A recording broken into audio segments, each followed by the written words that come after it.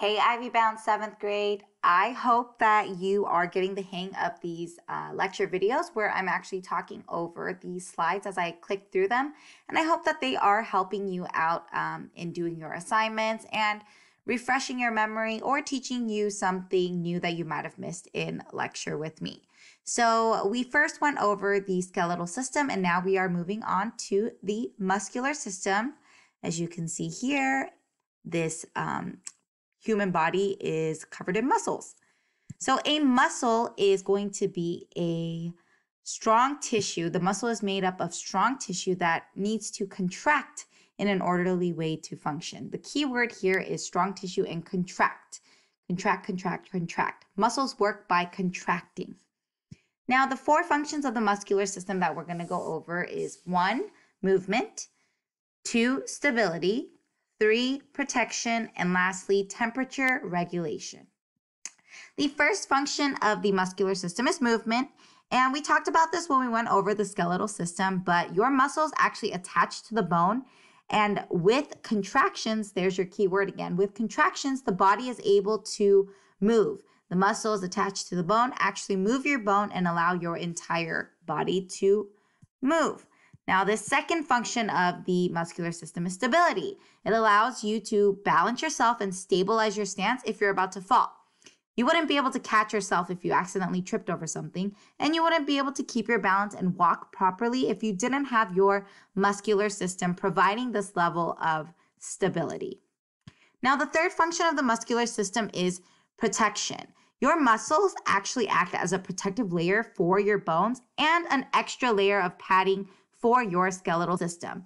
Now, the area where you have a lot of muscle versus exposed bone, like the back of your calves, it's a protective layer and it really doesn't hurt as much when you bump your calf into something.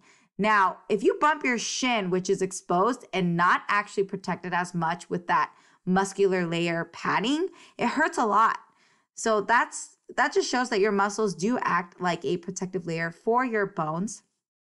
And it acts as this layer of padding for your skeletal system.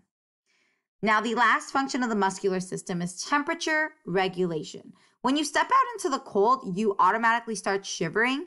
And what shivering actually is your muscles contracting extremely rapidly. So in order for you to get your body to a warm temperature instead of freezing to death, your body will start to shiver. It is a reflex that occurs and your muscles start to contract super rapidly, and it helps you ultimately regulate your body temperature. That's because muscle movement actually produces heat and it heats up your body. That's another reason why after PE or after working out or moving around, you get heated and you get hot because your muscles were contracting and producing heat. Now we're going to go over 3 different types of muscles. We're going to go over skeletal muscle, cardiac muscle, and smooth muscle. Now, types of skeletal muscle. Skeletal muscle. Skeletal muscle are going to be the muscles that obviously attach to your skeletal system. So it attaches to your bones. Your skeletal muscle is actually a voluntary type of muscle, meaning it's muscles that you can consciously control, think about, and move by thinking about. So voluntary muscles are muscles that you can think about moving and actually control their movement. Skeletal muscles actually work by pulling on the skeletal system. It pulls on your bones. And skeletal muscles are muscles that you can increase or decrease, meaning they can get stronger or weaker depending on if you're working out or not doing anything at all. Skeletal muscles also always work in pairs where one muscle, like your bicep, is going to be flexing while the other muscle, the tricep, is relaxing. Now, the bicep and the tricep must work together and work in pairs to make one of your bones move. So 2 muscles work together in order to make one bone move. And this is a little visual representation of the skeletal muscle. You can kind of see what it looks like.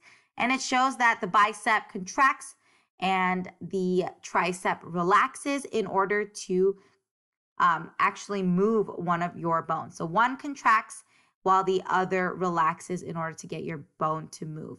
Now, any form of movement where you get a bone to move, you're going to have 2 muscles working together like that, where one is contracting and one is relaxing.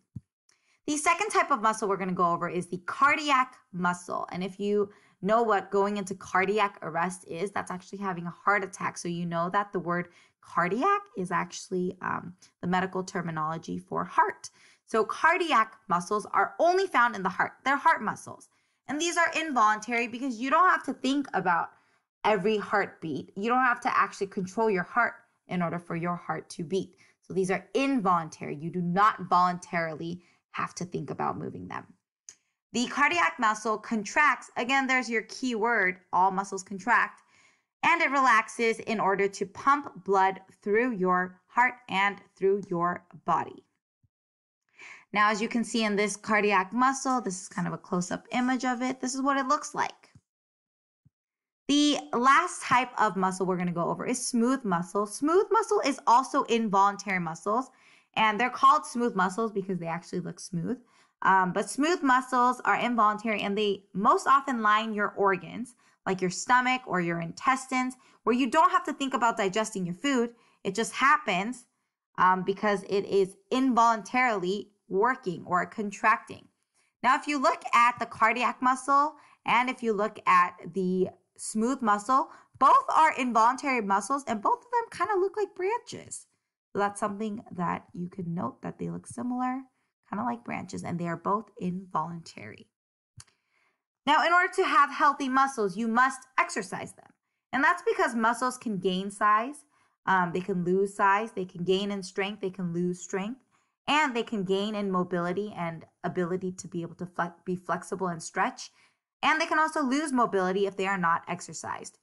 So if you look at this one, this muscle that's been exercised has a wide range of motion. It can stretch out further and it can probably lift more. And it is much stronger than this smaller, weaker muscle that is not exercised and cannot move or stretch as far.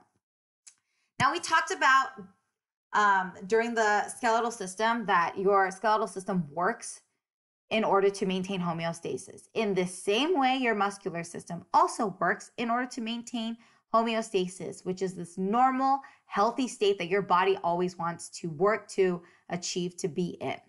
Now, the muscular system does this. It maintains homeostasis by regulating your body temperature, shivering, and make sure you're not freezing to death. And it keeps your heart pumping. You gotta have your heart alive and blood pumping through your system in order to be alive and be in this normal state of homeostasis. Keeps your digestive system moving, allowing you to get the nutrients that you need. And it brings oxygen to your lungs because that smooth muscle is going to be part of your lungs as well. So the muscular system, as well as every other system in your body, ultimately works towards maintaining this level of homeostasis.